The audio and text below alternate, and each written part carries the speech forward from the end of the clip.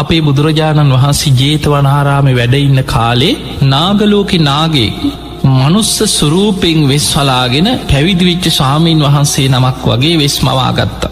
ජේතවනාරාමෙට ආගන්තුක වඩින භික්‍ෂූන් වහසලා ඇත පලාත්වලින් නොය ගම්නියම් ගම්වලින් බුදුරජාණන් වහන්සේ දකින්න බණහන්න බොහෝ ස්වාමීන් වහන්සේලා නිතර වඩිනවා.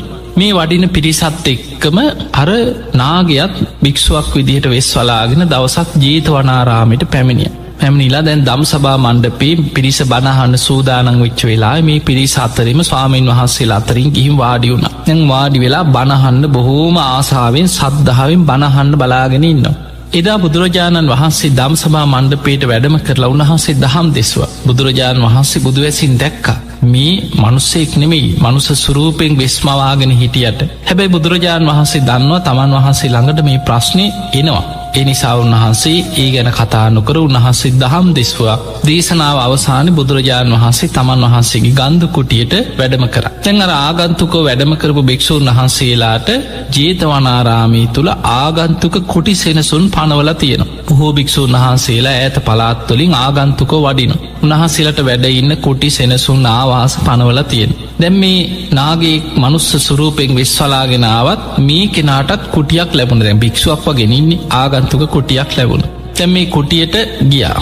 ටික වෙලාවකින් ආගන්තුක ස්වාමීන් වහන්සේලාගේ කුටිවල අඩුපාඩු බලන ස්වාමීන් වහන්සේ නමක් හිටිය.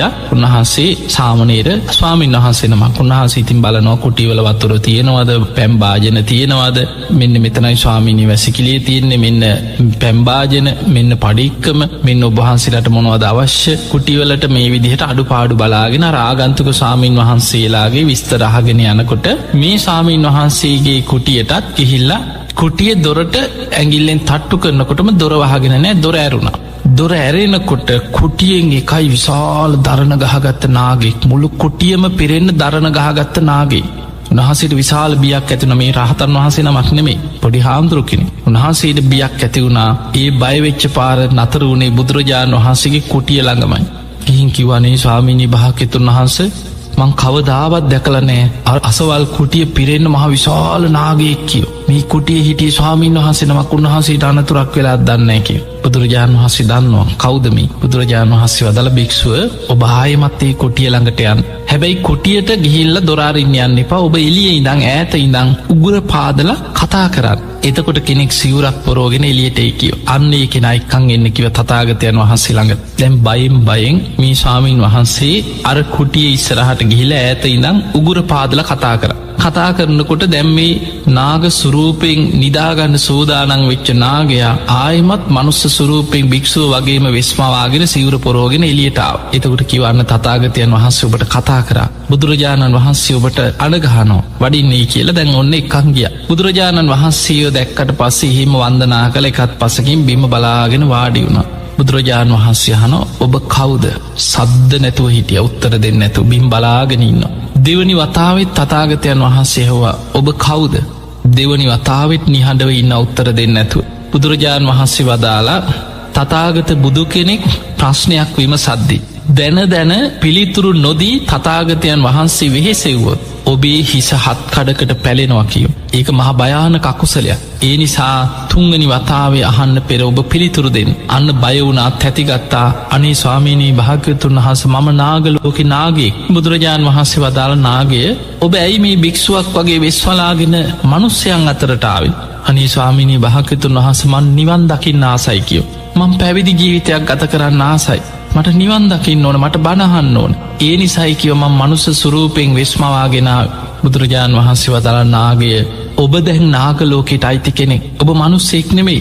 ඔබ නාගලෝකෙට ගිහිල්ලා මනුස්සලෝක හිත පිහිටවාගෙන පින් කරන්න. සුගතිය හිත පිහිටවාගෙන හිත පහදවාගෙන පින් දහම් රැස් කරගන්න. ඔබට පුළුවන්කිව සුගතියක ඉපදිලා ධර්මය අවබෝධ කරන්න. නමුත් ඔබට ඔය වගේ වෙස්මවාගෙනාව කියලා ධර්මාවබෝධයක් ලබන්න බෑ. ඔබ ආපහු නාගලෝකෙට යන්න කියෝ. ඒවිලේ බුදුරජාණන් වහන්සේට වන්දනා කරලා අර සිවුර ගලවලා එහෙමම තියලා වැඳල අතුරු දහන් වෙලා නාගලෝකෙට යනො.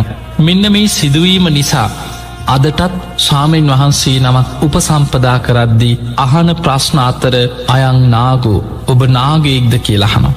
එතකොට නැහැ ස්වාමීනී කියලා උපසම්පදා වෙන කෙනා පිළිතුරු දෙන්නට ඕන. ඒකට හේතුව තමයි ඔබ නාගයේද්ද කියලා අහන්නේ. මෙන්න මේ හේතුව මත සමහර නාගයක් පැවිදි සුරූපෙන් වෙස් මවාගෙන භික්‍ෂූන් වහන්සේලා හැටියට බුදුරජාණන් වහන්සේගේ කාලේ ආපු සිදුවීන් ධර්මය සඳහන් වෙනවා. මේ නාගයක් මනුස්ස සුරූපෙන් වෙස්මවාගෙන ආවට නිදාගන්න පුළුවන්කමක් නෑ මනුස්සෙක් වගේ. අන්නේ නිසා තමයි එතනදි අහෝනේ. නිදාගන්න වෙලාවට දරණ ගහගෙන නාග සුරූපයෙන් තමයි නිදාගන්න.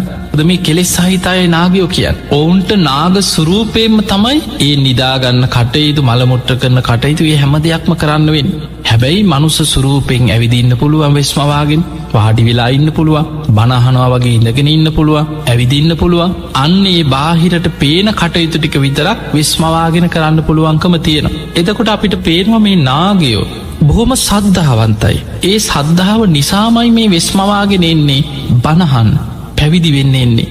ධර්මාවබෝධයට තියෙන ආසාාව නිසා. හැබැයි ඔවුන්ට ධර්මය අවබෝධ කරගන්න පිනනෑ. නාග ජීවිතයක් කියන්නේ එතන අමනුස්ස කොටසා. ඔවුන්ට පින්කරගන්න පුළුවන් වුණාට නිවන් අවබෝධයට හැකියාවක් නෑ. මාර්ග පලයක් ලබන්න බෑ නාග ලෝකයේ තුළ. බුදුරජාණන් වහන්සේ වදාළේ ඔබ සුගතියක හිත පිහිටවාගෙන ගිහිල්ල පින් කරන්න. එක්ක මනුස්සලෝක, එක්ක දිවියලෝක, එක්ක බ්‍රහ්මලෝක. එවැනි අපි කියන තුන් ලෝකේ, තුන් ලෝකාග්‍ර කියන බුදුරජාණන් වහන්සේ. මෙන්න මේ ලෝක තුළ ඉපදිච්ච පිරිසට විතරයි නිවන් අවබෝධය කිරීමේ හැකියාව තියෙන.